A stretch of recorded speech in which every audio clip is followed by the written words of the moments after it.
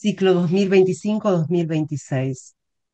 Em, Algunos de los asistentes de aquí, muchos de ustedes son asiduos participantes de la red, que trabajan cada uno en distintas localizaciones, lugares de España, pero también hay asistentes, consta de otros lugares en este momento. Así que si me permiten, voy a hacer un pequeño marco, también incluso lo diría para las jóvenes incorporaciones, porque hay quienes estamos desde hace un tiempo, hay quienes están desde hace mucho tiempo, y hay gente que recién se incorpora al trabajo de la red. Entonces, simplemente para enmarcar un poquito este encuentro, para que tengan una perspectiva de alguna manera desde dónde hacemos esta convocatoria. Queremos situar algo elemental y es qué es Sereda, porque es el significante que utilizamos todo el tiempo para promover las actividades. Usamos Sereda y diagonal hispanohablante. Entonces, tratemos de situar esto. Sereda es un acrónimo en francés, eh, es el Centro de Estudio e Investigación sobre el Niño en el Discurso Analítico. ¿M? Esto ya aquí ya da una perspectiva importante porque tenemos tres significantes ahí a- a destacar. Investigación, que es algo en lo que incidiremos mucho. El niño, niño adolescente. Eh, y por supuesto también el discurso analítico. Es decir, nuestro ámbito de investigación es tratar de esclarecer lo que ocurre cada vez que un niño se encuentra con un psicoanalista, de esclarecer las consecuencias de eso y también de poder pensar las lecturas que se derivan de lo que un psicoanalista puede leer, contribuir, pensar, a veces, muchas veces de casos sociales. Eh, Sereda tiene la particularidad de hablar con otras disciplinas, de contar con profesionales de otros discursos, a los que invitamos permanentemente a las conversaciones. Y de lo que se trata es esto, de poder conversar con otros acerca de lo que de la infancia nos interroga, sea porque nos llega en una consulta, sea porque en la institución en la que trabajamos eh, aparecen casos difíciles, sea por el colegio que da la voz de alarma, en fin, todas estas cuestiones me parece que son importantes para pensar que Seriedad tiene una apertura pública, que cuidamos, eh, que ponemos en valor y que fomentamos de alguna manera. Nos interesa hablar con otros para pensar las cosas. Y de alguna manera a esta investigación los vamos a invitar esta noche y las siguientes y las que vengan. Este encuentro de hoy tiene un valor añadido para nosotros y es que de alguna manera la red Sereda, porque es una red efectivamente, eh, conversa en su totalidad. En España la red Sereda corresponde a la red ahora hispanohablante y tiene una implantación concreta en España de 11 lugares. ¿M? Hay 11 ciudades: Sevilla, Málaga, Cádiz, Madrid, Barcelona, Valencia, Zaragoza, A Coruña, Almería, Bilbao y Alicante, donde se hace un trabajo sostenido de reuniones. Bueno, cada espacio se da su modalidad de trabajo, de modalidad de trabajo de investigación, se reúnen cuando consideran, eh, suele ser de manera muy frecuente, de manera asidua, una o dos veces por mes, eh, y habitualmente los encuentros son son presenciales y también virtuales. Eh, Verdaderamente es un trabajo muy rico, entonces, porque se puede trabajar con una orientación en torno a algo que investigamos. Decir también que mm, los históricos lo sabrán mejor que yo, seguramente, y mejor que nosotras que llegamos luego. Me refiero a la coordinación de Sereda en este momento, pero el origen de Sereda se constituye en un cártel constituido por Rosine Lefort, Robert Lefort, por Jacques Salant Miller y por Eric Laurent. O sea que fue un momento fundacional muy, muy interesante. Eh, Eso fue Sereda en sus inicios, luego se disolvió durante unos años, muy poquito tiempo, hasta encontrar una nueva modalidad de trabajo. Y a partir de allí, desde 1998, la llamamos Nueva Red Sereda, aunque hay que decir que ya nueva no es, por eso ya nos quedamos con el significante Sereda, pero Sereda tiene la particularidad bueno, de estar conformada por las tres diagonales. Por tres diagonales, justo con esto porque es importante, hay una diagonal en Francia, francófona, hay otra diagonal americana y luego la nuestra, ¿no? El hispanohablante, que es España concretamente. Vale, las tres diagonales, a su vez, tienen una vinculación directa con el Instituto del Niño. El Instituto del Niño está localizado en Francia y es podríamos decir, un lugar, un referente absoluto de promoción, de investigación, de promoción también de los trabajos que producen los psicoanalistas, y no solo psicoanalistas profesionales vinculados a la infancia, pero es una investigación orientada, es decir, cada 2 años el Instituto del Niño propone temas de investigación, un mismo tema de investigación para las diagonales. Entonces, lo que ocurre, en la parte interesante, es que de pronto, durante 2 años, las tres diagonales nos aproximamos al mismo tema, tratando de no me sale, elucidarlo, tratando de esclarecer esto desde distintas aristas, desde distintos aspectos. Entonces, bueno, verdaderamente el trabajo es rico. Hay publicaciones, bibliotecas se ponen al trabajo, hay congresos, jornadas, eh, noches de encuentros. Y bueno, recientemente ocurrió también en marzo de este año que el Instituto del Niño lanzó un gran tema. El director del Instituto del Niño es Daniel Roa en estos momentos, y em, propuso un gran tema de investigación, que es el que también nos trae esta noche.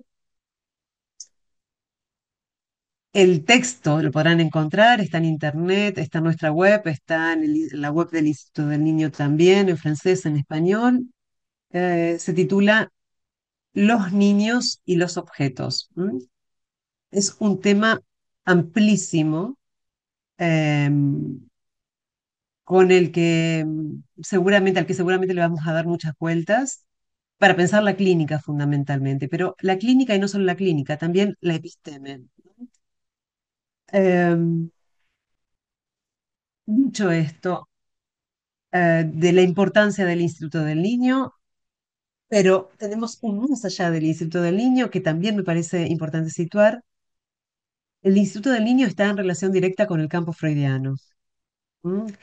Es decir, cuando decimos campo freudiano, decimos la fundación que Jacques Alain Miller ha creado para organizar la enseñanza.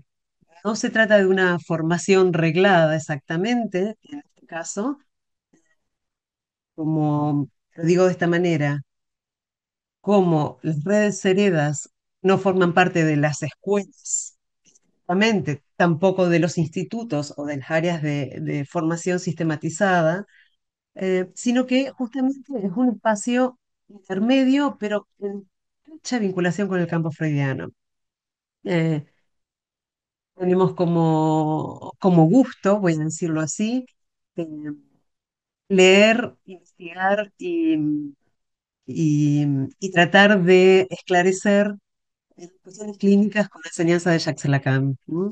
Jacques Lacan, de Jacques Alan Miller, de Sigmund Freud. ¿No? Y ahí volvemos una y otra vez. Entonces, eh, este marco de referencia verdaderamente es bueno, nos sirve incluso para las jornadas clínicas, jornadas de estudio que cada año la Diagonal Hispanohablante realiza, produce. Voy a decir un dato que es importante. Ah, Próximas jornadas serán las números 22, 22ª jornadas de estudios de la Diagonal Hispanohablante. Esto da una dimensión de una trayectoria ya amplia, un camino hecho, eh, que no obstante eh, requiere siempre de un nuevo ayornamiento. Lo digo porque los síntomas mutan, em, la clínica también. Leemos, leemos la clínica nos aproximamos de distintas maneras, también con la ultimísima enseñanza de Lacan, y esto va produciendo eh, mutaciones en la lectura, en el modo en que pensamos los casos, las viñetas clínicas, los modos en que conversamos acerca de lo que queremos esclarecer, ¿no? Bien, digo un poquito más rápido quizás, anunciamos una fecha importantísima para la Diagonal Hispanohablante, que son las próximas jornadas. ¿M? Serán el día 28 de febrero.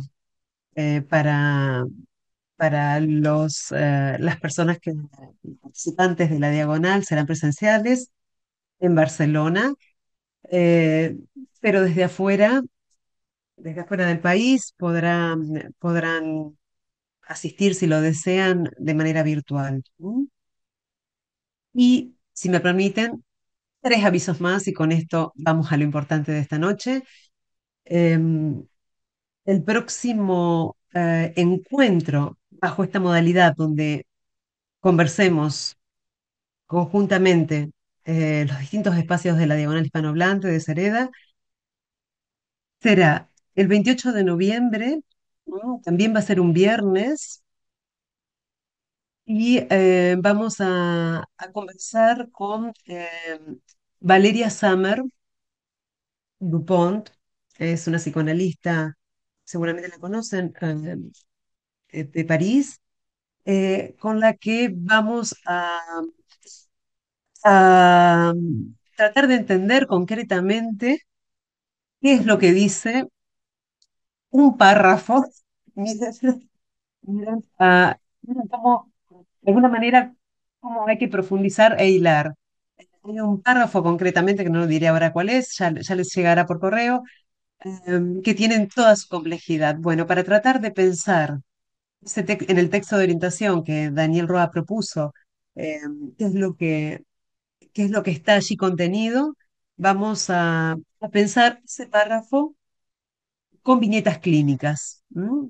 Que nos hagan salir de lo teórico y pensarlo concretamente en los casos que encontramos. Entonces va a ser también, como la de hoy, seguramente una actividad muy rica que quisiéramos compartir con ustedes si lo desean.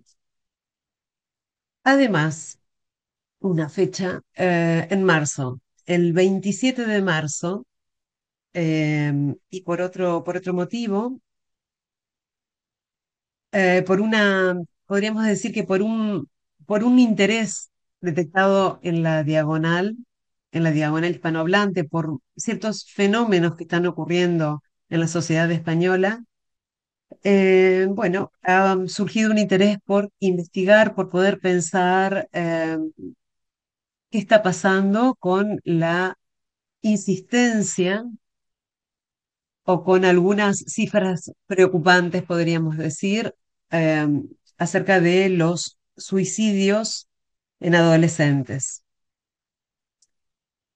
Para pensar esta cuestión, que es casi, podríamos decir, un síntoma, ha agravado la situación un poco la influencia de la inteligencia artificial, em, y bueno, siempre los fenómenos identificatorios que están en juego, pero bueno, pero en los últimos meses ha tenido mayor preponderancia. Entonces, para pensar estas cuestiones, hemos invitado a Oscar Ventura, y también conversaremos con él. Se trata de que podamos conversar sobre esto y tratar de pensar otras modalidades más allá de lo que el discurso social dice. Y una última fecha hacia el final, que la anunciaremos porque será en el segundo semestre, más próximamente, con Montserrat Puig. Pero hasta aquí, entonces, los eventos fundamentales de este ciclo. Y ahora sí, vamos a comenzar el trabajo con Vilma Cocos, que muchos de ustedes la conocen, eh, porque lleva tiempo investigando este tema, lo cual ha sido muy fácil cuando la invitamos para que quiera trabajar con nosotras rápidamente. Se ha mostrado dispuesta a, bueno, a lo mismo, a lo que les proponíamos. Le hemos hecho una pregunta y quizás es la manera en que mejor nos salen las cosas, o la manera en que podemos tener como orientación para lo que viene. Es hacer una pregunta y ver qué surge y sorprendernos con lo que vamos elaborando. La pregunta de esta noche es preciosa, es acerca de lo que enseñan los niños sobre los objetos, y por eso la invitamos a Vilma. Vilma es psicoanalista, eh, una querida psicoanalista de la LP, de la MP, es AME también, y tiene su práctica clínica en San Sebastián, ¿no? Es docente del Instituto del Campo Freudiano, autora de muchos artículos que encontrarán en distintas publicaciones. eh, Ha coordinado algunas obras junto a otros colegas, el Deseo Trans, es autora de Freud, Un despertar de la humanidad, un libro, y otro más reciente, Nuevas formas del malestar en la cultura. En fin, a lo importante, Vilma, muchas gracias por estar esta noche y cuando quieras, comenzamos.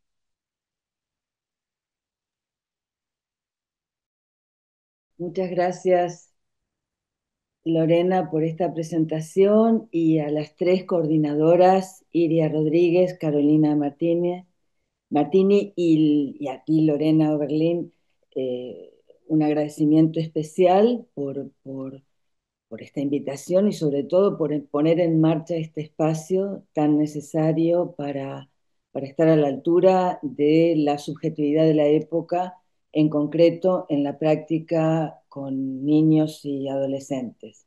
Diría que es, tenemos que hacerlo de una manera urgente porque el, el panorama que se presenta actualmente exige de nosotros, como decía Lacan, una respuesta ante lo real y la cuestión es si estamos a la altura. ¿Mm?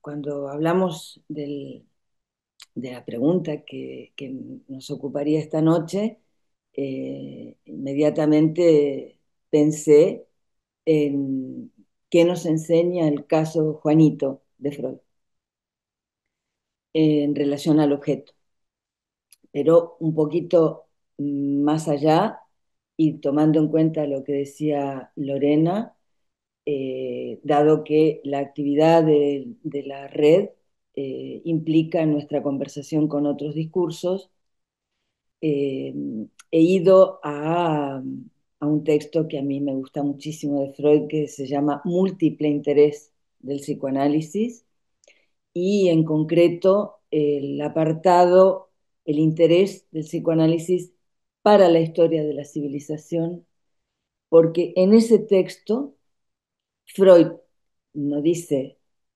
cita a un poeta muy importante, no dice quién es, pero luego he hecho una pesquisa y bueno, hay algunos datos que permiten llegar al autor y al poema.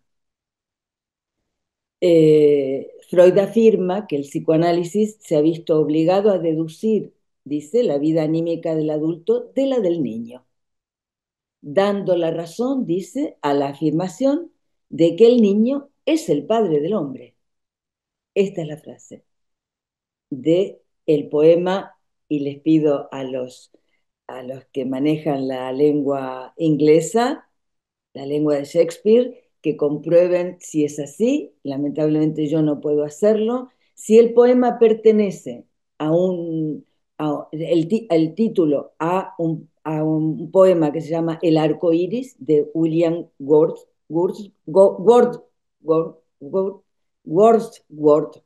el poeta romántico inglés. Entonces no me queda claro si el poema tiene este título porque han surgido otras alternativas. Pero bueno, en concreto, estás acá, Freud extrae esa frase les voy a citar un fragmento. Mi corazón salta cuando veo arco iris en el cielo. Así era cuando empezó mi vida, así es ahora que soy un hombre. Sea así cuando me haga viejo o antes muera. El niño es el padre del hombre y desearía que mis días estuviesen ligados unos con otros por natural piedad. Realmente hermoso. El psicoanálisis, afirma Freud, ha conseguido establecer una continuidad de la psique infantil con la del adulto. Ninguna otra disciplina ha podido hacer esto. Pero también no solo establecer la continuidad, sino también ha conseguido captar las transformaciones y alteraciones que en tal trayectoria tienen efecto, teniendo en cuenta, dice, la paradoja psicológica de que impresiones de máxima importancia no aparecen contenidas en la memoria de años posteriores. Gracias al descubrimiento del inconsciente, se demuestra con precisa claridad la ejemplaridad y la indelibilidad de los más tempranos sucesos de la vida infantil, al punto de poder afirmar que ninguno de los productos psíquicos infantiles ha sucumbido en el adulto. Siguiendo la invitación de Lorena, esta afirmación de Freud incluye los objetos, es decir, los objetos que capturaron el interés de los niños, permanecen en el adulto. ¿De qué manera?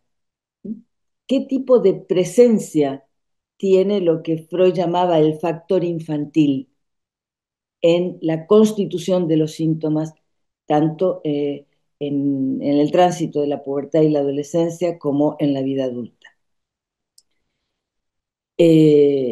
Esta pregunta nos conecta directamente con el texto, con el título del trabajo acerca de los niños y sus objetos y el texto de referencia de Daniel Roy, aunque yo he preferido, y tendremos también que tener en cuenta, el uso en singular, lo que nos enseñan sobre el objeto. Y entonces ahí ya tenemos otra cuestión. ¿Cómo hablamos o de qué manera hablamos de los objetos en plural y de qué manera hablamos del objeto en singular? Eh, Teniendo en cuenta lo que Freud aporta en los 3 ensayos para una teoría sexual, es donde se inicia el trabajo freudiano sobre el objeto. Y vale la pena también volver ahí, porque hay indicaciones muy precisas. Los 3 ensayos para una teoría sexual constituyen una contribución de Freud a la teoría del objeto, específicamente desde el psicoanálisis. Es decir, ¿qué entiende el psicoanálisis por objeto? Y van a encontrar que Freud dice casi, no me acuerdo si en las primeras páginas, pero que hay una separación de lo que aparece soldado entre la pulsión y el objeto. O sea, el psicoanálisis descubre que hay una soldadura e interesa, por supuesto, entender cómo se ha forjado esa soldadura y al servicio de qué está, en tanto producto psíquico que concierne al cuerpo. Por otra parte, en este texto, Freud da a conocer eh, el resultado de su experiencia clínica, de la que ha podido extraer la impronta de la sexualidad infantil. Es decir, que en el tratamiento de los síntomas de los adultos que él ha tenido hasta el momento, siempre hay este componente que llamó factor infantil, es decir, elementos de la historia, de la familia, del sufriente y por supuesto también de la sociedad en la que vive. Es decir, Freud no concibe el sujeto aislado, sino en un contexto, por supuesto, histórico y social. Entonces, estamos a principios del siglo XX. Freud está rodeado de un grupo de discípulos y quiere verificar si sus descubrimientos que le llevaron a postular la sexualidad infantil, es decir, que la sexualidad desde el punto de vista del psicoanálisis se divide, como él dice, en 2 fases, la sexualidad infantil y la sexualidad adulta, teniendo en cuenta que en medio está lo que él llama la metamorfosis de la pubertad. Esto significa, y es algo muy importante a tener en cuenta hoy en día, sobre todo en concreto en lo relativo al deseo trans en los niños, que hay una economía de la satisfacción en la infancia que es distinta de la economía de la satisfacción en la vida adulta. Y no es casual que Lacan, en el final de su intervención en la jornada sobre la psicosis infantil, se refiera a la mente, con un escritor, André Malraux creo que era, que ya la inexistencia de las personas mayores. Este es un punto importantísimo en nuestro trabajo. Para nosotros no hay simetría entre el adulto y el niño. Hay una disimetría en cuanto a la economía de goce y, por tanto, a la responsabilidad respecto a los actos y síntomas y lo que está en juego en los síntomas, en las conductas que, que tratamos. Esto es súper importante porque hay una tendencia actualmente no solo a la igualdad, todos iguales, etcétera, bien, sino también a la eliminación de esta disimetría entre el adulto y el niño. ¿Mm? Y la intención, por ejemplo, en ciertos aspectos de la llamada psicología positiva, es hablarle al niño como si fuera un adulto, con el efecto que tiene, muy interesante, estuvo una intervención en People sobre este tema, el efecto superyoico que generan los niños, por la exigencia que comporta de anticipación a una conformación psíquica en términos freudianos a un momento de la subjetivación a la que todavía no han accedido. Esto es súper importante, el tema de el superyo en ciertas pedagogías actuales y, por lo tanto, su tratamiento del objeto. El caso Juanito forma parte de lo que Miller llama la atmósfera de combate que había en este principio de siglo donde Freud tenía que dar a conocer estas novedades. O sea, en primer lugar, en 3 ensayos, la despatologización de la homosexualidad. Empieza así. En segundo lugar, la contribución sobre la sexualidad infantil y en tercer lugar la metamorfosis de la pubertad. O sea, son 3 ensayos que él ha ido constantemente revisando en las distintas ediciones y alertando respecto a la distorsión que se ha provocado, distorsión malintencionada, que padecemos aún hoy, de que en la concepción freudiana todo se relaciona con la sexualidad. Y todo se relaciona, en fin, que es un tema por el cual aún hoy se encuentran las consignas de desprecio de nuestro saber. Entonces, esto es evidentemente atemporal, porque si Freud lo padecía en 1908 o 1905, nosotros estamos en 2025 y aún hoy tenemos que luchar contra ciertos prejuicios.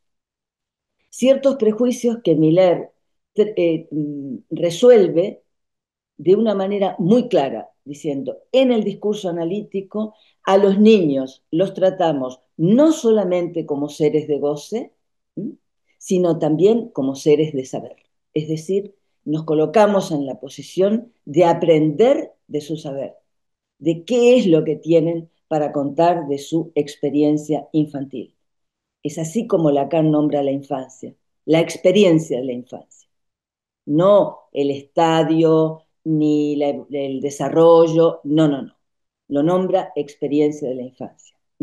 Es decir, que ahí ocurren cosas muy importantes, por supuesto, en torno al objeto.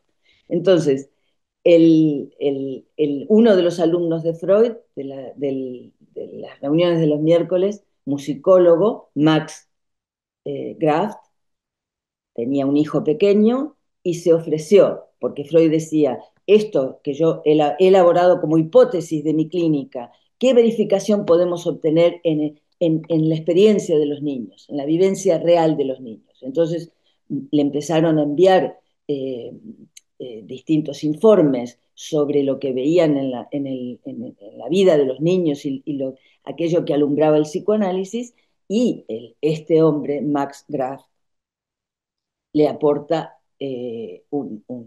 una contribución fundamental. La primera, Juanito no tenía aún los 3 años y en él ha despuntado lo que Freud llama en 3 ensayos la investigación sexual infantil, es decir, lo que despunta en el sujeto como ser de saber, qué es lo que pone en marcha el pensamiento del niño.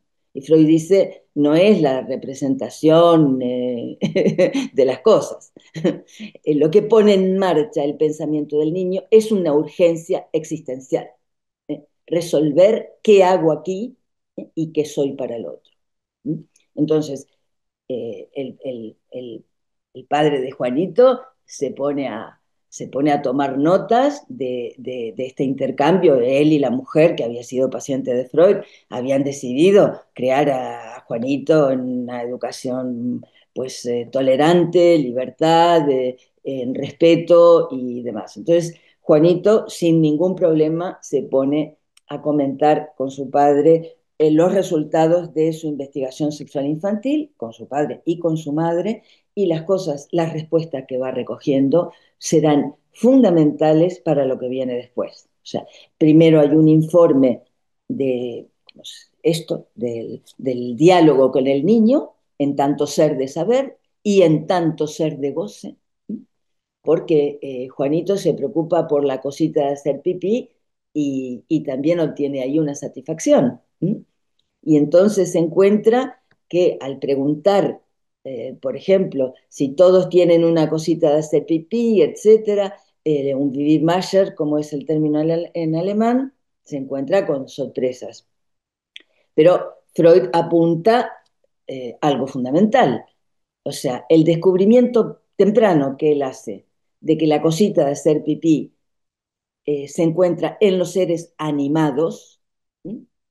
Es decir, en las personas y en los animales, que no está, por ejemplo, ve una locomotora y la caída de agua y dice, no, no, no, los aparatos inanimados no tienen cositas de hacer pipí. Entonces ya restringe la observación y saca una conclusión.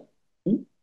Una conclusión que Freud y Lacan también ponen a la altura de la lógica, es decir, todo ser que se mueve tiene una cosita de hacer pipí.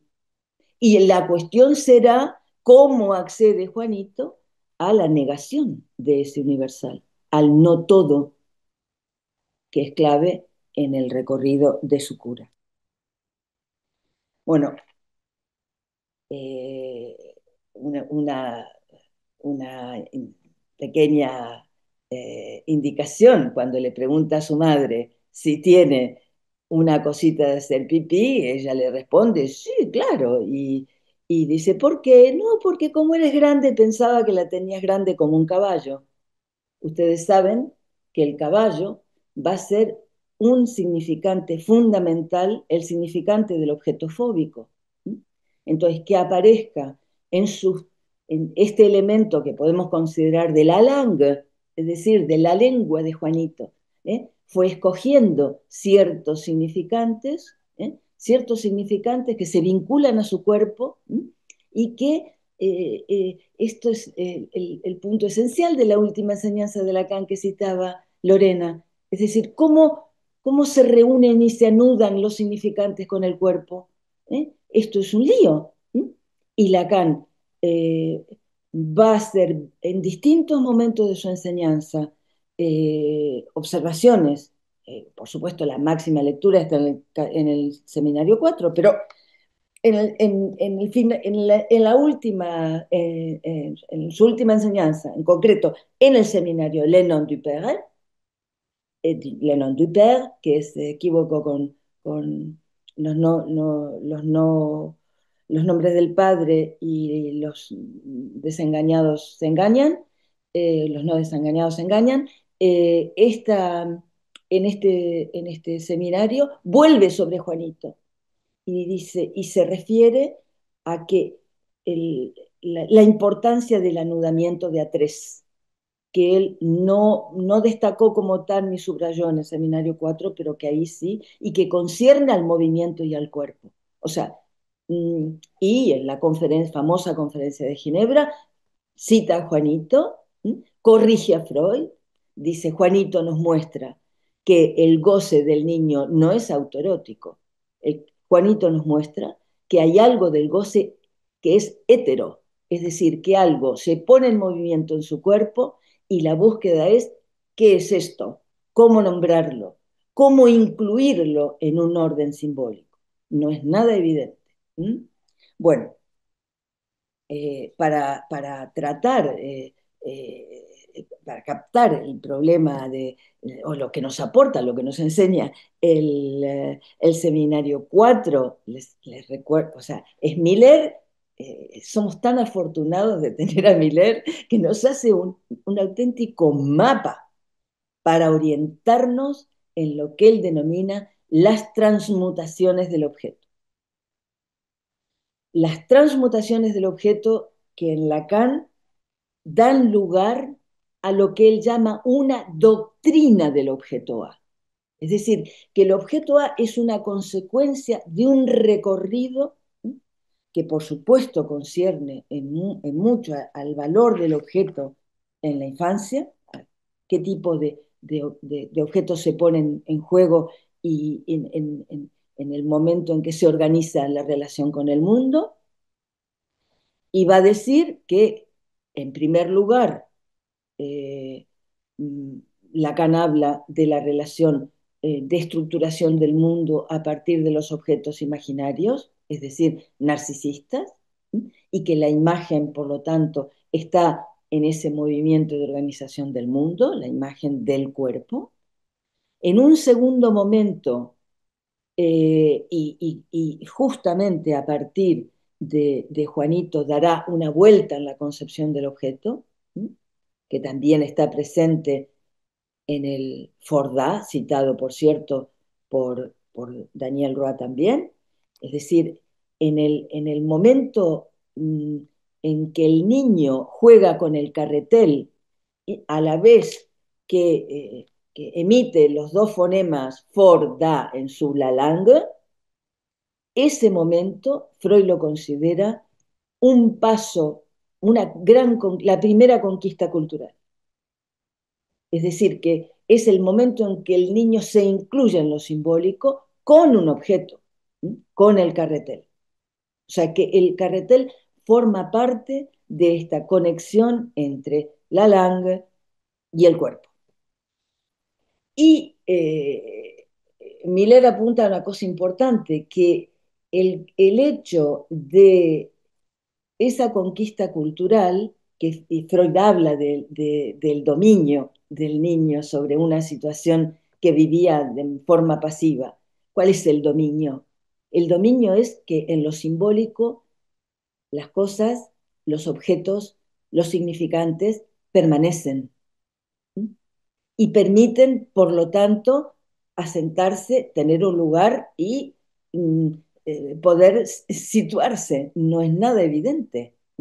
Y que respecto a la madre, que es lo que plantea el seminario 4, la mutación del objeto que pasa de lo real a lo simbólico, es que el objeto pasa de ser un objeto que satisface las necesidades a que al ser simbólico, simboliza también, es un signo que aporta el otro, un signo de amor. Entonces ya tenemos en la entrada del niño a la simbolización de su relación con el otro desde el punto de vista del amor. Y es ahí donde la madre se convierte, el objeto se convierte en simbólico, y la madre, es decir, que en sí no tiene valor porque está en el contexto amoroso de la relación del niño con la madre. Eh, Esto era una novedad total en el psicoanálisis con niños, que solo pensaban la relación de objeto en un binarismo confuso.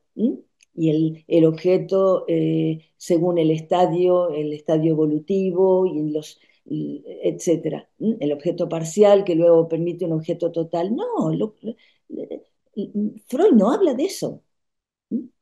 Y Freud permite que se vaya pudiendo articular el valor del niño, no solamente el valor que él le puede conceder a los objetos porque son signo de amor del otro, sino el valor que el propio niño tiene para el otro como objeto. Ah, esto ya es otra cosa, porque resulta que sobre lo que Lacan llama la atención es sobre el impacto, la injerencia de la sexualidad femenina sobre la relación con los hijos. En concreto, es el punto, la encrucijada en la que está Juanito.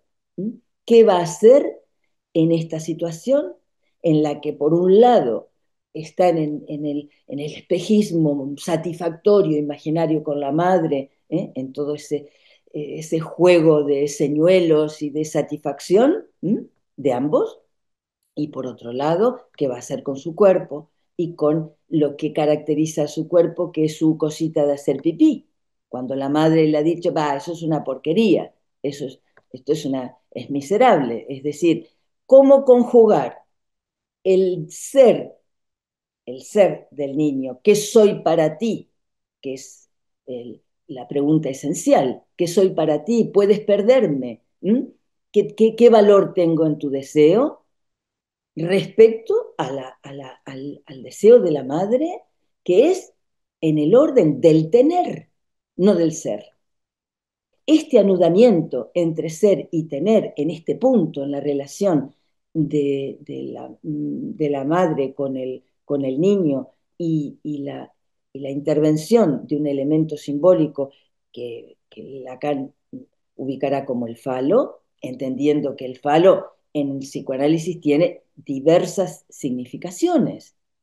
Es el símbolo de la potencia, es el significante del deseo, es el significante de la diferencia sexual, es el, bueno, en fin, sobre todo es el significante de la castración. Y entonces, la mujer, ¿cómo se sitúa respecto a esto? Entonces, Miller va a decir, la gran enseñanza que extraemos o una de las grandes enseñanzas que extraemos del Seminario 4 parte de el estudio que hace Lacan de la sexualidad femenina a partir de la homosexualidad femenina, en donde se demuestra el carácter irresistible, la fuerza negativa del falo femenino, en el sentido de que hay una clave que maneja la madre, que es en el orden de la pertenencia, que es en el orden del tener, como tal, insaciable. Y entonces el asunto es cómo salir de ese circuito materno y cómo incorporar otro elemento que permita ordenar el mundo y transformarlo en un mundo estable, que no se mueva todo el rato, porque resulta que la mujer, de la mujer hace presente mucho el capricho, el que ahora es esto y mañana otra cosa. Pero sobre todo este punto me parece fundamental a tener en cuenta el cómo orientarnos en este anudamiento entre los objetos del niño que obtiene como signos de amor y el niño como objeto en el circuito imaginario de la relación de amor con la madre. Y es esto lo que en un momento hace Cataplum.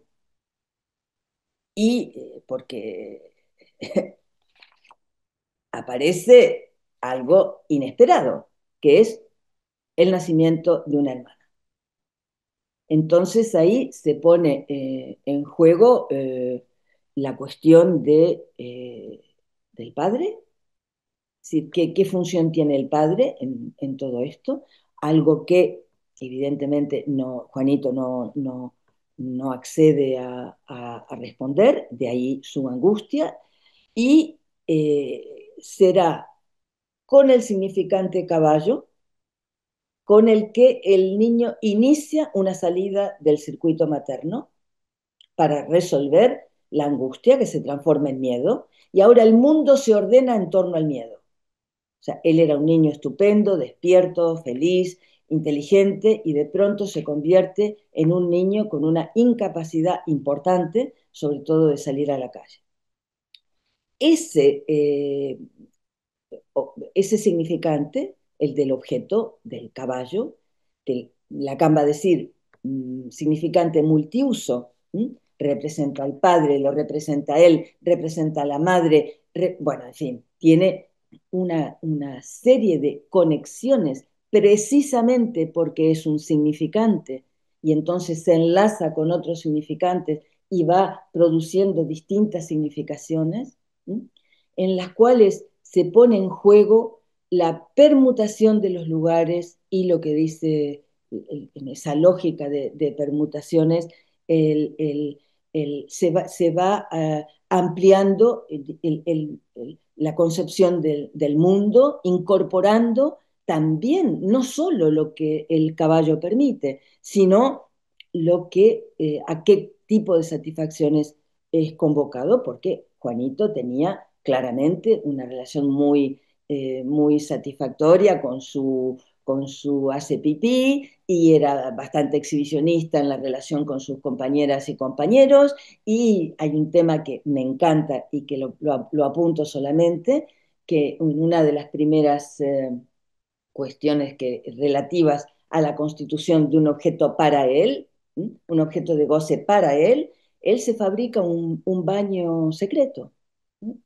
Y esto es súper interesante, muchos niños lo hacen, y se buscan un lugar en donde exteriorizar el objeto de una manera personal, diríamos, de una manera propia, porque el asunto fundamental es la operación de exteriorización del objeto a través de lo que permiten los significantes, en este caso el caballo y todo lo que viene con él. Ahora, el encuentro con Freud será decisivo, hacen una consulta con Freud, y será decisivo para Juanito ¿en qué sentido? En que, bueno, Freud se admira y dice del miembro irreprochable de la sociedad humana que se encontró ahí en su consulta. Y entonces, bueno, se le ocurre explicarle que él sabía desde hacía mucho tiempo que iba, le inyecta el Edipo, que iba a nacer un niño llamado Juanito, que iba a querer mucho a su mamá y que por eso iba a odiar a su papá, o lo iba a temer, no me acuerdo exactamente cómo lo formula, pero que el padre también lo quería muchísimo y demás. Entonces, por todo comentario, Juanito dice, pero a ver, Freud, ¿con quién habla? ¿Con Dios? Para saber esto, ¿de dónde lo saca? ¿Eh? Pero, sin embargo, esa llamada que hace el analista para alojar la palabra del niño como ser de saber en una interlocución, en un diálogo con un sujeto que no lo infantiliza, le dice, tú vienes de aquí, ¿sí? Lo trata como un sujeto y le da una explicación. Sin embargo, eso ya inaugura la transferencia con Freud y Juanito va a usar del objeto analista. ¿Sí?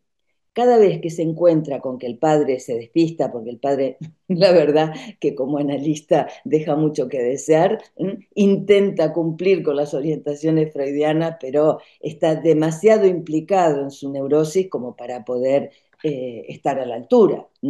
Entonces, cada vez que hay algo importante que Juanito ha descubierto, le dice, escríbele eso al profesor.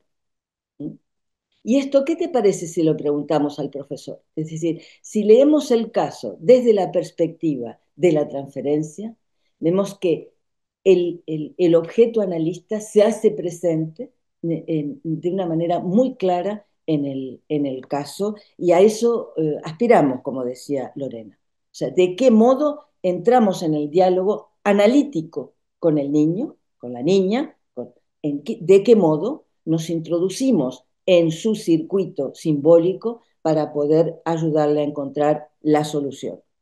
De hecho, a partir de ese encuentro con Freud, la cura se precipita hacia una solución impresionante, que es una solución que hoy llamamos Sampton, donde Juanito reúne todo lo que tiene en su entorno simbólico, imaginario, y hace una construcción sintomática que será la base de su vida futura.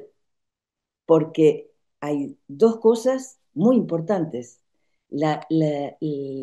Max Graf, Juanito, en el año 72 dio una conferencia de prensa en la que reveló que él, siendo niño, había sido analizado por Freud, por su padre, o sea, analizado por Freud o con la guía de Freud, etc. Entonces, Max Graf es el músico que pone en marcha la función del regisseur en ópera. Y estuvo en el Metropolitan trabajando y en Europa y demás. Es decir, que su interés claro por la escena y también por la música que despertó a la vez que la angustia, con el tema del jaleo de los pies, etc., ahí se presenta una modalidad del objeto, los objetos lacanianos, la mirada y la voz, que se van a transformar en objetos a causa del deseo en su vida adulta.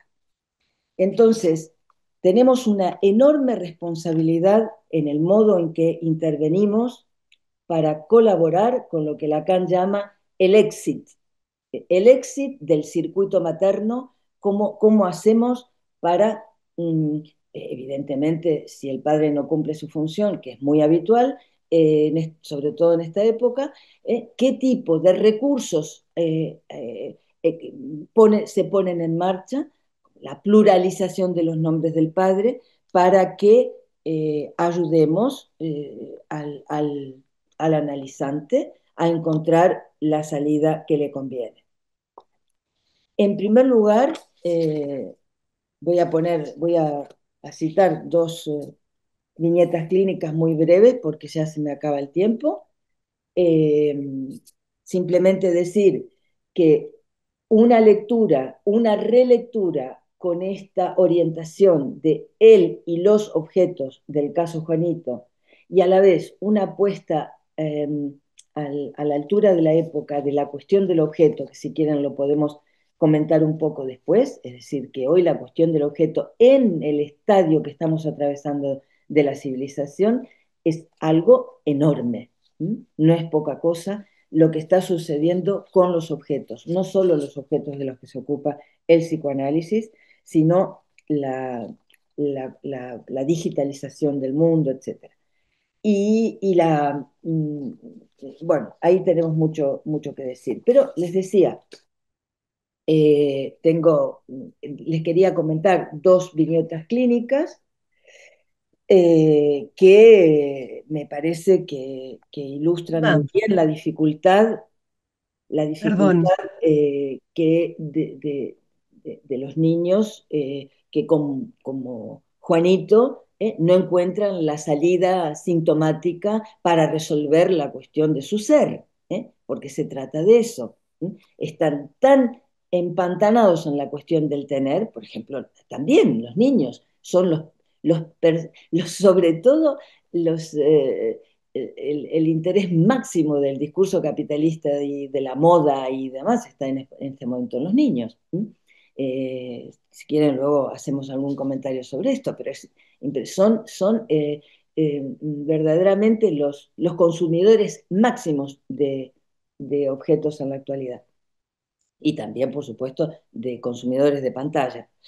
Entonces, bueno, la cuestión es cómo desde el psicoanálisis favorecer una separación que permita que el niño o la niña encuentren un lugar propio,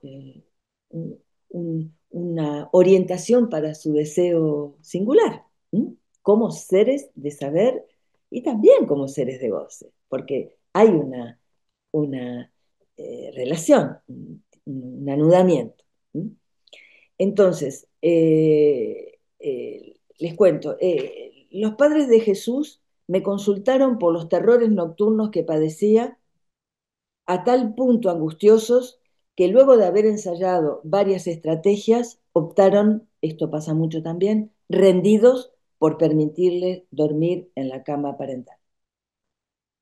Primer hijo, primer nieto, su lugar de preferencia y de complacencia narcisista para la familia le convertía en un tirano. Todas sus demandas eran satisfechas al momento. La madre reclamaba infructuosamente la intervención paterna, pero el padre se mostraba encandilado por el niño e incapaz de generarle una frustración.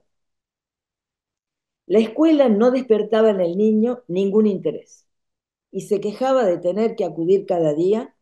Su única motivación era el recreo, momento en que, bajo el acicate de la rivalidad, su cuerpo se animaba de pasión competitiva. Pensaba y apuntaba solo al gol. En el juego de las sesiones se reveló el cariz mortífero de este ardor. Ganar o morir parecía ser su divisa. En las sesiones pretendió el juego real de la pelota al principio, luego consintió en que fuera figurado, con fichas de futbolistas de élite. Interesado por el ajedrez y alardeando conocer lo que a todas luces ignoraba, acepté, sin embargo, la partida que propuso. y me dispuse a jugar según sus reglas. Opté, sin embargo, por abstenerme, manifestando indiferencia ante la inminente posibilidad de ganar, lo que le despertaba sus insistentes reclamos. ¡Cómeme!, decía. Exclamaba furioso, frunciendo el ceño, indignado ante el interrogante que abría una puerta aún más allá de lo imaginario. Poco a poco fue trayendo juguetes de su casa y se inició el primer desplazamiento. Si bien verificaba con cuidado al marcharse de tal modo de no olvidar ninguna pieza, se incorporaron más personajes y elementos enriqueciendo el esquema dual y repetitivo del inicio. La contingencia de la pérdida de un juguete vinculó la falta a la estructura topológica de la consulta. Y la infructuosa búsqueda inauguró lo que Lacan llama el exit del circuito, restringido por la fobia cuando llegó a admitir su imposible recuperación, la del objeto. La vía hacia la escritura fue expedita entonces. Orgulloso de su conquista, aprendió a leer y a escribir en tiempo récord. Elaboró varias historias en las que se figuraba un territorio del cual un niño salía superando grandes obstáculos. No, no lo hacía con superpoderes, lo hacía con valentía y decisión. Digo esto porque es un tema que nos interesa también, el tema de los superhéroes y los superpoderes. Ahora el cuerpo se animaba gracias a un discurso en el que se gestaba el movimiento hacia la separación. Al poco tiempo se despidió.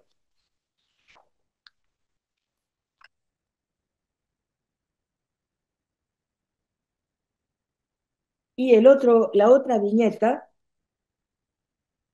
que tenía Vilma, para perdón, contarles, Vilma, ¿me escuchás? ¿sí?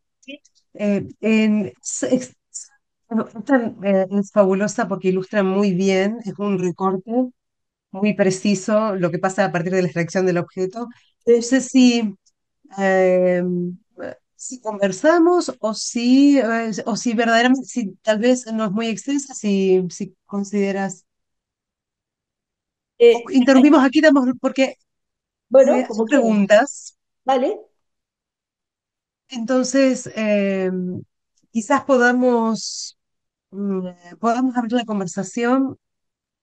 Eh, Pensaba mientras te escuchaba que solamente diré esto, que em, qué riesgo tenemos los psicoanalistas, porque nos estás trayendo, estabas ofreciendo una construcción absolutamente diferente al Edipo clásico, no absolutamente diferente, pero la lectura edípica bueno, vamos más allá de esto desde hace tiempo.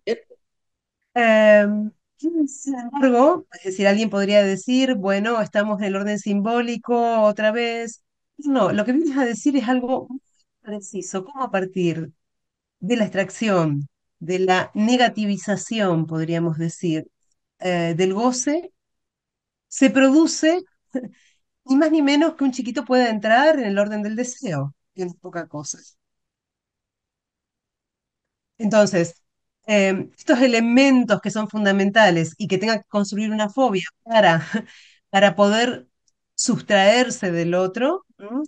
Eh, pero lo que es interesante es captar cómo esto se produce y simplemente, y ahora comentamos y empezamos a conversar, pero me parece que es situable, muy situable y diría que casi únicamente situable a partir de la separación del objeto.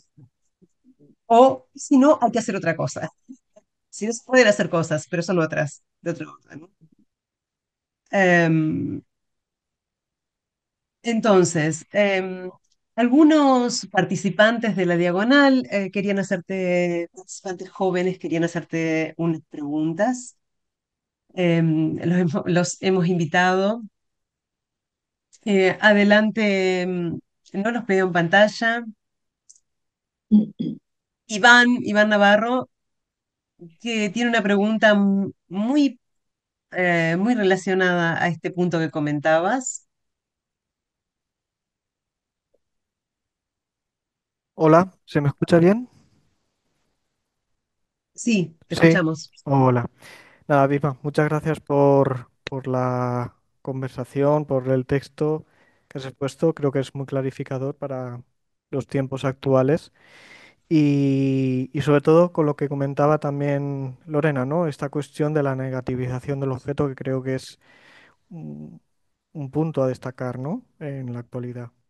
Bueno, mi pregunta se divide en dos tiempos, pero tiene que ver con esta cuestión de lo que comentabas de las fobias y los miedos, ¿no? Que comentabas del caso de Juanito. En concreto, pensaba con qué clínica de la infancia nos encontramos en la actualidad, si más del lado de los miedos o de la angustia. Sobre todo por encontrarnos con casos de niños que tienen cierta dificultad para separarse del otro. Y luego, por otro lado, dar cómo pensar los tiempos de la construcción subjetiva de la fobia para que algo del saber del niño respecto al deseo del otro y su objeto fóbico tenga lugar hoy. Son esas dos cuestiones que creo que van en relación a lo que os he comentado de Juanito, eh, si puedes. Muchas gracias. Bueno, evidentemente hay una diferencia entre el tratamiento o la consideración de la fobia desde el punto de vista del psicoanálisis, en el sentido de que eh, el miedo es un nombre de la angustia, ¿m? Ya es una nominación, ¿eh? Y lo interesante que nos muestra Juanito es que esa nominación de la angustia, que es en su caso el miedo al caballo, a la caída, luego a la mordida, en fin, es decir, está, es producto del hallazgo de él en la lengua. De hecho, Freud mismo, en una nota, dice que la conexión del término Wegen, que es caballo, y Wagen, que es vehículo, ¿m? Que permitió un desplazamiento y un enriquecimiento, por tanto, de la cuestión de la significación de la fobia, ¿eh? Que no era solo que se cayera, también en determinados momentos cómo se movía, es decir, y luego a los carros, y los carros cargados, es decir, que hay todo un desplazamiento de las significaciones que son posibles por el equívoco, dice Freud, porque el niño es permeable al equívoco de la lengua. Digamos, la lengua es el carácter poético que tanto Freud como Lacan destacan en Juanito, es decir, que había algo en él muy singular en su aprecio por la lengua, ¿m? Y que le permitió, por ejemplo, ese hallazgo, ¿m? Y todas sus derivaciones. Entonces, ese caso nos muestra que gracias a su nominación, ¿eh? Del miedo, gracias a la nominación del miedo, la nominación de la angustia como miedo, ¿m? Obtiene lo que diríamos, lo que se llama el objeto fóbico, ¿m? Que le permite primero ubicar un lugar. No es una angustia, digamos, sin localización, una angustia sin límite. El hecho de poder situarla, de nombrarla, me pasa esto, ya implica un progreso en la simbolización. ¿M? Entonces, lo que aprendemos de esa clínica es que hay síntomas transitorios, una placa giratoria, decía Lacan, que son muy comunes, los terrores, como el niño que citaba antes, los terrores nocturnos, y, y- y que muchas veces una intervención eh, eh, adecuada permite inmediatamente el paso a otra cosa. Pero sin embargo, este caso interesa porque es la primera experiencia analítica con un niño. Es decir, el concederle el lugar a su palabra. ¿M? Entonces, no es tanto el objetivo de la cura del síntoma fóbico como el surgimiento de la palabra singular de Juanito y de su manera, la manera propia de estar en el mundo. ¿Eh? Es decir, como un ser de saber, en términos de Miller. ¿Mm? Porque si no, las lecturas anteriores era incluso el padre cae en esa tentación de decir que la angustia proviene de que él se toca demasiado la cosita, que viene de la masturbación. Y Freud dice, no, no, no. El niño se masturbaba desde mucho tiempo antes. No tiene nada que ver con el surgimiento de la angustia. De hecho, estaba ya en el camino de la deshabituación. Entonces vemos que Freud va corrigiendo para ubicar correctamente las cosas, es decir, que no dar un sentido inmediato a lo que ocurre, y sobre todo no darle un sentido inmediato en términos de goce, de ser de goce. Ah, tiene angustia o tiene miedo porque en realidad se está tocando demasiado. O sea, hace falta todo un contexto simbólico, imaginario, que Freud toma en cuenta para captar exactamente la lógica del síntoma. ¿Mm? Eso por un lado. Y por otro lado, el carácter peculiar. Este es un temazo el que tú has mencionado, en el sentido de, como decía, tenemos que interesarnos sobre la cuestión del objeto en la actualidad, en el sentido de que el niño mismo se ha convertido en un objeto de producción industrial. Les aconsejo la lectura del libro fantástico de François Ansermet, La producción de enfants. O sea, es el diseño del niño con las nuevas tecnologías, que se intenta ya a medida, etcétera. Es decir, no solamente para resolver una incapacidad orgánica de, de procreación, sino ya con otros fines. Entonces, es una clínica apasionante que él, que él ha llevado adelante en Ginebra, en un hospital, en concreto en neonatología infantil, y que alumbra esta cuestión la producción del niño como objeto en la época actual. ¿Cuál es la tentación? Pensar que se va a poder producir de manera industrial la vida. Y François Sermet nos da una gran lección freudiana. Producir la vida, por ejemplo, se especula con la clonación, con las células en los homosexuales, las células de la piel que van a llegar a poder procrear a través de las células propias, etcétera. Sí, pero Anselme lo dice muy bien, es decir, una cosa es crear industrialmente la vida y otra cosa muy distinta es el origen de un ser hablante. La vida del ser hablante, ¿m? Requiere tomar en consideración que, como él lo dice, y me gusta muchísimo, que el origen no es el destino, Mm, que mm, tenemos que dar la opción siempre para el surgimiento de un sujeto, sean cuales sean las condiciones de su nacimiento. mm.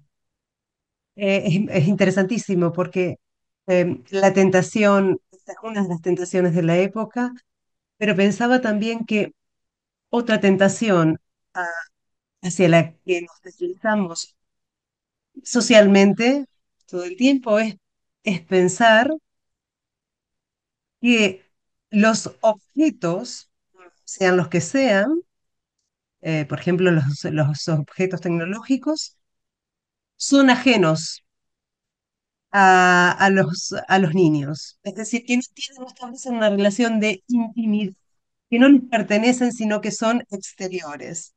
Eso también es un deslizamiento de alguna manera, es como un modo de desvincular y de cortar toda transmisión posible, hacerlos. Sí, esto es muy interesante, el tema de la eh, conversión de cada uno de los usuarios en tecnopersonas, es decir, en personas Mm, que aprietan un botón. Tecnopersonas es el nombre que le ha puesto Javier Echeverría, y le escucharon en las jornadas. Él tiene una enorme reflexión filosófica sobre este tema, que es muy útil para nosotros. Tú hablabas de la interlocución con otros discursos, ahí hay un punto fundamental, es decir, qué tipo de existencia se plantea online. ¿Es lo mismo la vida online que la vida no online? ¿Se conserva aún algo de la vida fuera de las pantallas? ¿Eh? Este es un tema muy importante porque hay una devaluación, por un lado, una devaluación de los objetos, también de los juguetes, una producción industrial de todo tipo de juguetes, y los niños, muchos niños, desinvisten los objetos. Y eso Juanito nos enseña muy bien cuál es el sentido de un investimiento del objeto. Porque él, en las vacaciones, en Munden, cuando iba con sus padres a una casa de campo, iba al establo, ¿eh? Se interesaba por los caballos, no solamente eso, tenía un arnés de juguete para él. Él jugaba a ser el caballo también. ¿Eh? Y eso permite que se pueda extraer la famosa frase que es a causa del caballo, no la puedo reproducir en alemán, lo siento, pero es exactamente algo que también queda en su La Langue, que es la causa estaba una causa personal, un interés libidinal propio. Y entonces esa dimensión del juego hoy está en peligro porque están comidos literalmente por las pantallas. Es decir, con lo que esto, la consecuencia que tiene, una de las consecuencias es que no soportan el aburrimiento. Y el aburrimiento es el vacío necesario para imaginar otra cosa. Pero esa es la conexión entre el objeto y el vacío, entre el vacío y entre la nada y el objeto tan impresionante que le debemos a Lacan en el seminario, ¿verdad? Entonces, que para que un objeto sea interesante tiene que estar articulado a, a la falta. Es la falta la que permite esa investidura. ¿M? Y entonces, pero ahora la falta está muy orientada hacia la tuso, o sea, a los objetos que son las ventosas, ¿m? Que tragan, y tragan el tiempo de los adultos y de los niños. O sea, ahora empiezan con que hay que prohibirles, que hay que limitarles, que, en fin, podemos hablar de eso también. Podemos hablar del el impacto que ha tenido sobre los objetos, en concreto sobre el juego infantil, la intersección constante de las pantallas y la producción de un saber que se les da ya elaborado. ¿Mm? mm. Los cuentos, los dibujos, la tal, bueno, eso. Y a la vez, como lo decía Iván, hay una dificultad de separarse del otro porque hay una dimensión, además, muy, muy presente de lo que es el estatuto del desecho, pero no solamente todos los objetos son desechables, todos los juguetes también, antes se guardaban, aunque estuvieran un poquito rotitos o tal, ahora la cuestión es comprar otro y tal, pero es que los sujetos mismos están en ese peligro de ser desechados. Hay toda una, bueno, Lacan hablaba de la civilización como la cloaca máxima, o sea que, digamos, hay una tendencia a la pérdida de valor, de la existencia por lo tanto, si nuestra existencia está vinculada a objetos, si somos freudianos, pues las dos cosas, ¿no? Hay Mm. una incidencia en ese punto también. Sí, perdón. No, no, simplemente que con más razón entonces prestar mucha atención, absoluto valor al objeto, aunque sea tecnológico, el juego de turno, en fin, objeto que libidinizan, porque Mm, no es casual, porque podría parecer que es una masa, bueno, justamente si suponemos que hay un sujeto allí, eh, ha escogido concretamente ese juego por alguna razón, y cierto. entonces es de alguna manera la grieta por donde podemos entrar. Ah, Eloís, por favor. Hola, buenas noches. ¿Se me escucha? Sí, sí, muy Sí. bien. Pues muchas gracias, Vilma, por la conversación y a todos los colegas. Pues mi pregunta la hice pues pensando en otro caso, Vilma, no en el caso de Juanito, pero en el caso de Roberto, este que nos trae la acá en el seminario uno. Entonces, claro, pero voy a hacerla porque era lo que estuve trabajando. Entonces, pensando en los casos de niños, pues que al comenzar sus tratamientos, aún no se podría decir que han entrado en la palabra, que vienen ahí como en el Roberto este que trató, pues, Rosine Lefort, que fue una de las creadoras que nos dijo hoy Lorena de Cereda. Um, que entonces Roberto llega ahí a Rossini con al menos dos palabras que dice Lacan. Um, entonces, tengo dos preguntas respecto a eso. ¿Qué estatuto dar a estas palabras que son como reducidas a su médula, que son utilizadas por el niño en su estado más nodal? Sería la primera. Y si se podría decir que en estos casos la palabra o las palabras ahí que llega el niño, que trae el niño, podrían funcionar en el tratamiento como un objeto que toma como propio. Eh, Gracias también, por supuesto, por remitirnos a Rossini y Robert Lefort, que les debemos a ellos la clínica lacaniana con niños. O sea,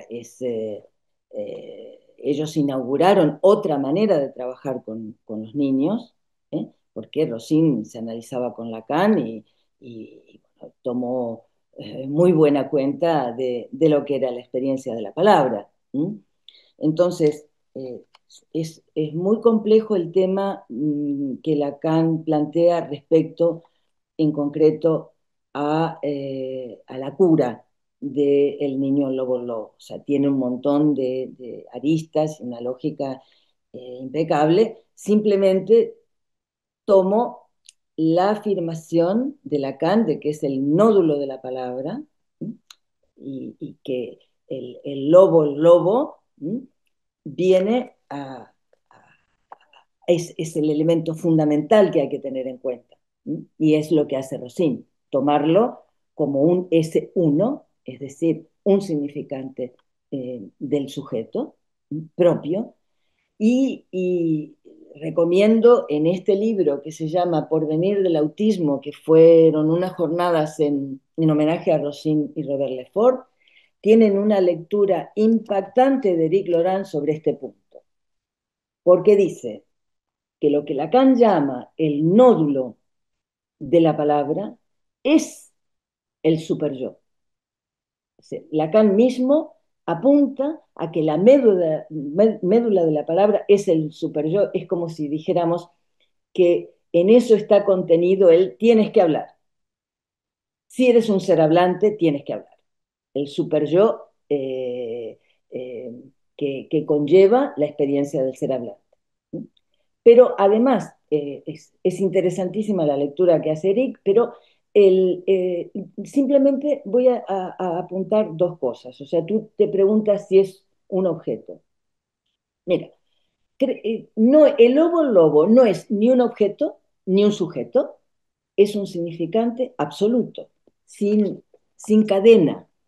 No, no, por eso toma el lugar de un S1, es la palabra, la médula de la palabra, o sea, no hay manera de salirse en nuestra existencia, sino eh, eh, siendo hablante. Es esa la cuestión fundamental. Somos sujetos, digamos, a la ley de la palabra y del lenguaje. Pero en este punto, Laurent dice, ¿qué valor le damos entonces al lobo lobo?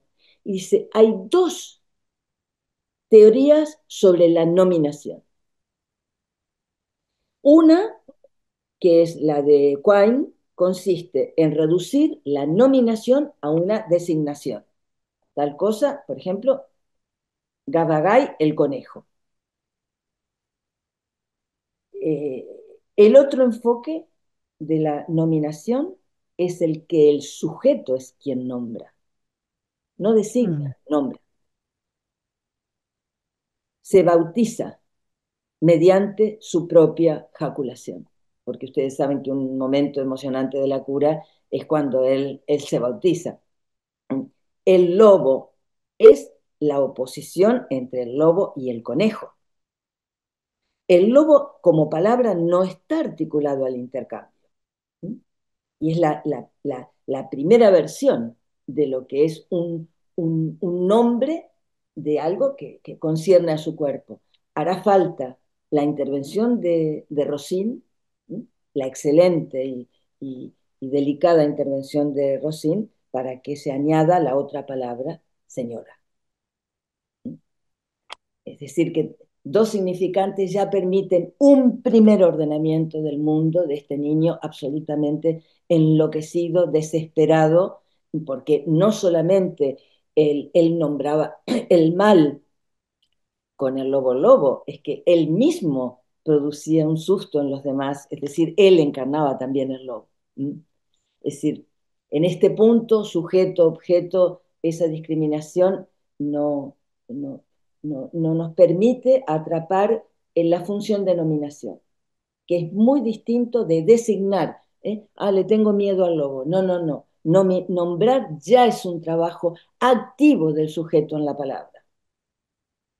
Una ujú, presencia activa del sujeto en la palabra, mínima pero fundamental. mm. Sobre eso nos vamos a apoyar para ofrecerle armar la cadena, ¿verdad? Ujú. Mercedes, por favor.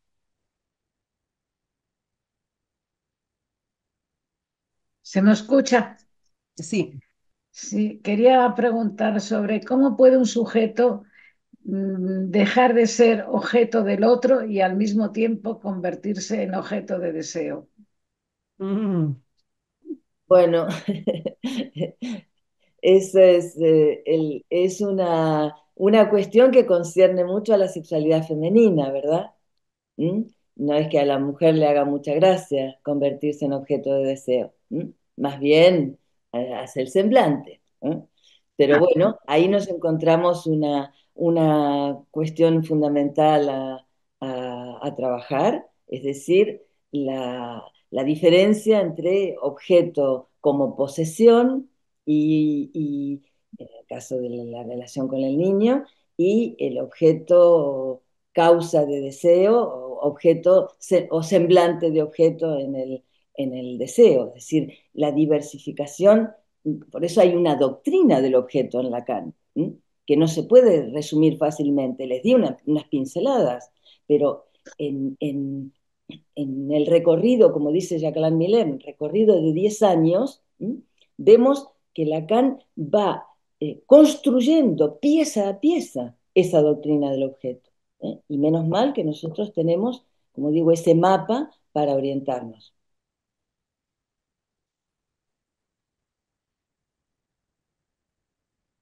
sí, hay varias preguntas. Bueno, quizás Mercedes también asistimos a una. Vilma nos ha traído hoy una forma, es decir, cómo dejar de ser objeto del otro ha sido el recurso del parletre, creando esta fobia también, ¿no? Solamente me parece que tanto en la viñeta como en el caso de Vilma, esto se veía muy bien los esfuerzos del niño por no quedar capturado como objeto del fantasma de la madre. Ujú. No, no decimos de la mujer, de la madre en este punto, ¿no? Más palabras, más Eh, eh, preguntas. eh, no, lo importante es si precisamente además en el ámbito kleiniano en el que se estaba desarrollando el seminario 4, es decir, plantear más allá de la madre la importancia de la sexualidad femenina y cómo el niño entra en el ámbito, en el orden del tener, de la posesión de la madre, a partir de su falta en tener, es fundamental. Porque luego el propio Juanito, que se va a identificar precisamente con esta posición materna de la que posee, este es otro temazo importantísimo. O sea, todo se deriva a la cuestión de la pertenencia y por lo tanto del tener y por lo tanto del poder, al llamado empoderamiento, ¿m? Y se devalúa toda la dimensión del ser y del saber. Es decir, que vemos que, por ejemplo, la dimensión del ideal, que era muy presente en la época freudiana, ¿verdad? El ideal del yo, el camino de las identificaciones que orientan el deseo, etcétera, etcétera. De pronto, eso está completamente devaluado y, y hay un empuje al tener como realización personal y la dimensión del ser está en suspenso, ¿sí? Con dos o tres respuestas, o sea, que sobre todo que generan la igualdad, no la diferencia, la igualdad. Pero esto es una ideología que viene de los Estados Unidos de Norteamérica, es decir, se habla de capitalismo cognitivo porque todo el esquema del capitalismo actual, es decir, de que en este momento la acumulación no es el dinero, es el capitalismo de datos, ¿sí? Todo el capitalismo actual tiene un esquema cognitivo. Mm. ¿Cuál es el esquema cognitivo? Insistir en que la castración, que es la falla que todos tenemos, la dificultad para hacernos con el mundo, tal que puede tener cuando está en el orden del deseo, por supuesto tiene el aspecto positivo de poner en marcha, de tener un ideal, de tener un proyecto, etcétera, etcétera. La inteligencia artificial viene como Dios como esperanza de que lo va a saber todo, de que lo va a resolver todo y que es el, eh, la solución total a todos los problemas de la incapacidad del ser humano. Porque el ser humano se encuentra incapaz, insuficiente, y entonces todas las tentativas y tentaciones vienen del lado de la tecnología que le va a resolver y la inteligencia artificial, etcétera. Y entonces es una concepción capacitista, dirían los autistas, capacitista del ser humano, de que lo único que importa es adaptarse y funcionar. Punto. Es decir, no es una concepción evidentemente del ser hablante, de la realización subjetiva, eso está completamente en peligro y de ahí la importancia de que estemos nosotros para salvar la dimensión subjetiva de la palabra. Todo Mm. esto está destinado al silencio, a estar delante de un ordenador tecleando.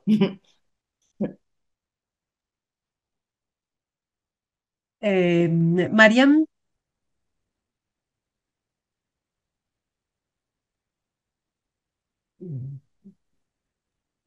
perdón, voy pasando las preguntas por Sí, si, sí. si no, que hay gente que quiere eso. Adelante. Bueno, muchísimas gracias, Vilma, por todas las aberturas, todos los ejes que nos has abierto tan interesantes, nos dejas con la miel en la boca porque nos encantaría poder profundizar en todas esas cosas que vas abriendo, ¿no? La verdad es que pensando en...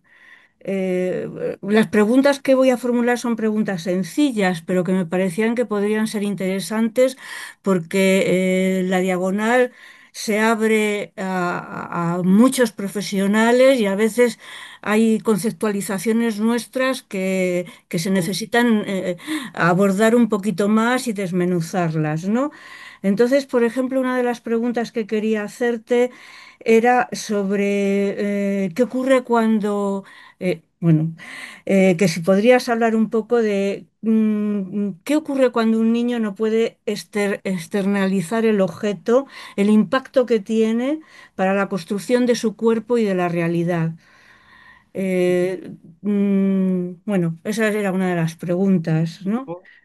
Y luego otra de las preguntas, creo que las tres dimensiones que nos ofrece Lacan sobre real, simbólico, imaginario pueden ser también un instrumento muy interesante para poder pensar el objeto, ¿no? Para situar el objeto en cada una de esas dimensiones.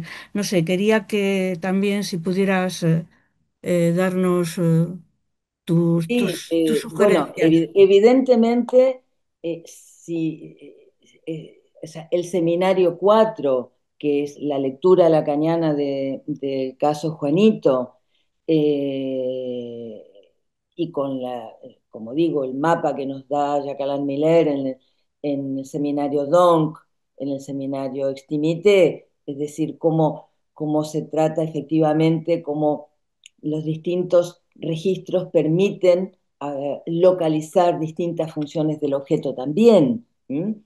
No, efectivamente, no es lo mismo el objeto en el registro imaginario como una significación, aunque sea personal, pero en el conjunto de los mitos, de las ficciones que fabrica el niño, ¿no?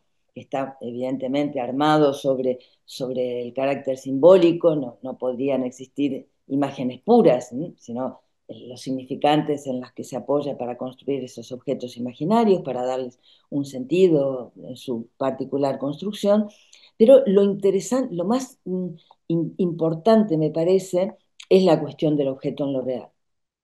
La cuestión de lo real, porque el psicoanalista es quien está llamado a encarnar el semblante de objeto, es decir, que su presencia y su modo de intervención, como algo, como un elemento éxtimo, evidentemente a la estructura familiar y a la escuela, pero como un elemento éxtimo al propio discurso del sujeto, que le va a permitir incorporar otra cosa, es decir, que el discurso se orienta en torno a una pregunta, a un enigma, y la operación correcta en la dimensión de objeto permite que los enigmas se puedan precisar, que la palabra vaya en una cierta dirección y no como hace el padre de Juanito, que va de aquí para allá, no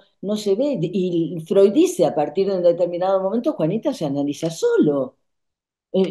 Ya captó la lógica del asunto y ya pasa del padre porque se da cuenta que el padre no lo escucha en el sentido analítico que él necesita, ¿m? Que para ordenar su mundo necesita la operatividad de un objeto que Lacan nombró éxtimo, a diferencia del íntimo, que hace falta que esté como conservado, localizado su lugar en la estructura. Entonces, lo fundamental es efectivamente, como bien dices, que pueda haber una distinción de los tres registros en nuestra experiencia subjetiva. Si no hay una distinción entre simbólico, imaginario y real, sonamos, estamos perdidos, todo vale. Y me parece que la asimetría entre el sujeto y el objeto es fundamental para orientarse también. sea, puede haber, podía haber en estas versiones kleinianas del objeto una especie de simetría y de dualismo entre el sujeto y el objeto, ¿verdad? ¿Mm? Salvo el cacón, pero bueno. Pero lo importante es que se reconozcan distintos lugares, ¿m? Del objeto, distintos registros, como bien dices, ¿m? Y sobre todo el valor de un objeto que queda, por ejemplo, en el caso Juanito, queda como tal recogido como una opacidad, como algo que no se sabía, más allá de todas las significaciones del objeto fóbico, qué era la mancha negra. No se sabe. Hay algo de la mancha negra que estructura el campo del deseo por los otros objetos, ¿m? Y que, menos mal, al final, el final del texto también dice, queda un resto, que Lacan atrapó muy bien. Por mucho que se construya un saber y que se haya resuelto la fobia, queda un resto imposible de captar, porque es un elemento real, ¿sí? Y hacer un lugar a lo real, sobre todo en esta época en donde hay esta confusión total entre lo real y lo imaginario, ¿verdad? Entonces, hacer un lugar a lo real, al objeto real, depende de la operación simbólica, es decir, de que no todo se puede decir, no todo se puede alcanzar, no todo se puede nombrar. Y gracias a eso, ¿sí? Existe como tal la dimensión del ser hablante. Es decir, que hay algo que, felizmente, porque eso causa el movimiento de seguir. ¿M? De hecho, Lacan se pregunta al final del seminario de la ética, ¿qué va a pasar cuando todo el libro se ha comido? ¿M? ¿Qué es lo que va a pasar ahora con la inteligencia artificial? Cuando se coman todos los datos, ¿m? ¿Qué va a pasar? ¿M? Entonces es un poco la cuestión de preservar la dimensión del equívoco, del malentendido, del enigma, de lo que no se entiende. Y esto tiene una importancia fundamental en la cura con niños. ¿Sí? Que nosotros mismos hagamos un lugar a lo que no se sabe y no se entiende. ¿Sí? Y esto por un lado. Y respecto a la exteriorización del objeto, forma parte de la operación de Juanito, evidentemente. Sacarlo de su cuerpo, la operación de algo Extraer. exterior. Perdón. Me sorprendía el término externalización, ¿no? Sería equivalente a lo que conocemos como la extracción del objeto. Eso Sí, es ¿no? colocarse en otro lugar. Entonces, esto en la clínica de la psicosis, que Lacan dice que tiene el objeto en su bolsillo, es decir, que no lo pide ni lo busca en el otro, o en el caso del autismo, es decir, qué tipo de trabajo hacemos para que el objeto mm, mm, salga, forme parte de un circuito como dice Eric Laurent, de borde, es decir, que no lo tenga como indiferenciado de su cuerpo. Porque el problema de los objetos, cuando se hacen angustiosos y cuando se hacen tóxicos, podemos decir, es que no permiten el desplazamiento, la metonimia, otra cosa, que es la esencia del deseo, que pueda haber otra cosa. El problema es cuando se fija en algo y no circula, no hay intercambio, y entonces esa es la clínica más delicada en cuanto al tratamiento del objeto, pero siempre, como decíamos antes, como nos enseñó Rosine Lefort, tenemos que partir de el signo que nos hace el sujeto, aunque no hable, el signo que nos hace el sujeto de un interés particular. Y ahí favorecer la externalización, es decir, el ubicarse en un discurso, Mm, porque toda nuestra operación, ¿a qué está orientada? A que el sujeto pueda estar ubicado en un discurso y por lo tanto en el lazo social. ¿Mm? mm, Entonces, por definición, tanto el autista como el psicótico está fuera del lazo social. Entonces, ese trabajo de externalización del objeto permite que se derive hacia otra cosa, hacia los intereses del cole. Es impresionante todo lo que se puede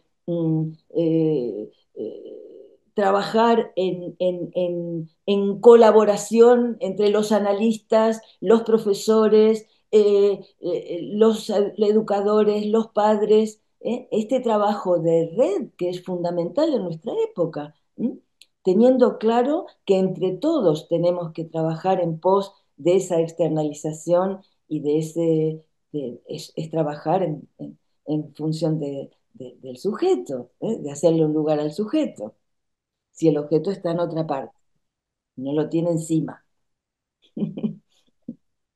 muchas Podrá regular gracias.